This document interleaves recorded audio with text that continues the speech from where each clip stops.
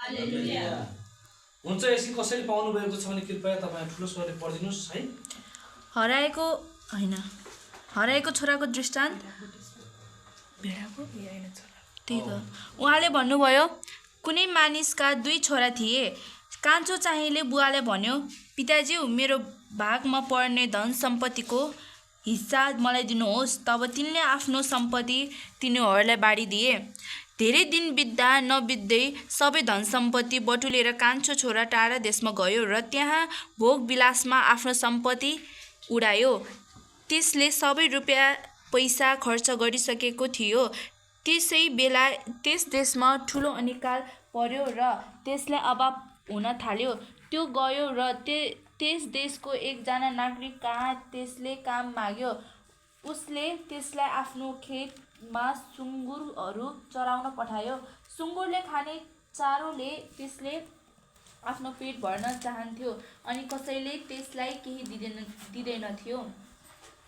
जब त्यसको धेरै हामी सुनेका छौँ होइन।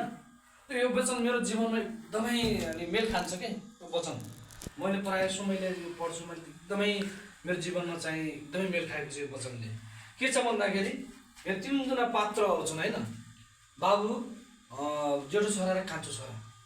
अनि जेठो बाबुले चाहिँ के हो, बाबुलाई केले जनाउँछ भने बाबु चाहिँ एकदमै परमेश्वरलाई जनाउँछ है। परमेश्वरको भक्ति गर्ने चाहिँ बाबुलाई, बुवालाई जनाउँछ। त्यसपछि कान्छो छोरा चाहिँ यस्तो, म चाहिँ परमेश्वरको चाहिँ वचन सुनेको छु तर म परमेश्वरको वचन पालना गर्छु अनि भन्छ होइन। परमेश्वरको वचनमा अनि सदुसी फरिसीहरूले धेरै चाहिँ अनि परमेश्वरको वचन सुन्छन्, पालना गर्छन्। अनि बाइबलका धेरै व्यवस्थाका कुराहरू, इतिहासका कुराहरू मलाई मात्र थाहा छ भनेर चाहिँ के छ जेठो छोराले भन्ने गर्छ।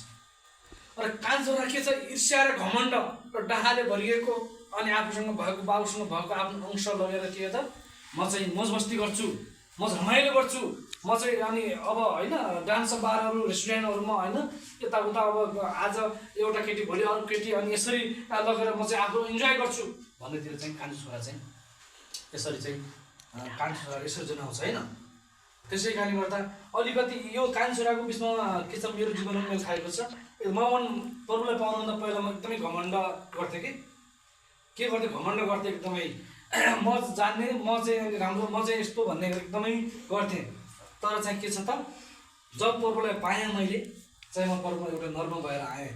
म चाहिँ प्रभु पाइसकेपछि के भयो त म, अनि आज बुवा चाहिँ परमेश्वर जनाउँछ नि, बुवा जस्तो मेरो जीवन हुन गइरहेको छ। आमेन, हालेलुया। त्यसैले गर्दा आज यहाँ चाहिँ भनिएको छ, कुनै मानिसका 2टा छोरा थिए गरे है। आज तपाईँ र मेरो चाहिँ जीवनमा हामी कतिपय बुवा आमा छौँ, कतिपय छोराछोरी छौँ र हाम्रो पनि घरमा चाहिँ 2 जना 3 जना 4 जना दाजुभाइ हुन सक्छौँ होइन। हाम्रो विचारहरू फरक हुनसक्छ होइन। हाम्रो चाहिँ हाम्रा हरेक कुराहरूको चाहिँ कुराहरू पनि फरक हुने गर्दछन्। किन भन्दाखेरि हाम्रो कुराहरू केही कुरा मिल्न सक्दैन घर परिवारमा पनि। र आज चाहिँ घर परिवार मिलाउने भनेको चाहिँ बुवाको हातमा हुन्छ। आफ्नो छोराछोरी कसरी अगाडि बढाउने, आफ्नो छोराछोरी कसरी चाहिँ ठाउँमा लगाउने भनेको चाहिँ बुवाको हात। बुवा भनेको चाहिँ के हो, हृदय भनेको परमेश्वरको हृदय हुनुहुन्छ होइन। अनि परमेश्वर जस्तो हृदय हाम्रो बिचमा हुनुपर्छ। बुवा भनेको हृदय त्यो हुनुपर्छ। मण्डलीमा चाहिँ एउटा पास्टर भनेको चाहिँ बुवा हो। पास्टरले चाहिँ हरेक आफ्नो मण्डलीका चाहिँ छोरा, मण्डलीका सेवक दासहरू जति हुन्छन् उनीहरूका चाहिँ एउटा बुवाको हृदय चाहिँ हुनुपर्दछ होइन। यसरी जनाउँछ यहाँ, कुनै मानिसका 2टा छोरा थिए। कान्छो चाहिँले बुवालाई भन्यो, पिताजी, कान्छोले चाहिँ बुवा, पिताजी बुवा, मलाई मेरो भागमा पर सबै धन सम्पत्ति मलाई दिनुहोस् भनेर भन्यो कि उसले। उसमा के आयो त, डाहा आयो कि उसमा, कि शैतानले उसको हृदयमा चाहिँ नराम्रो चाहिँ हृदय हालिदियो।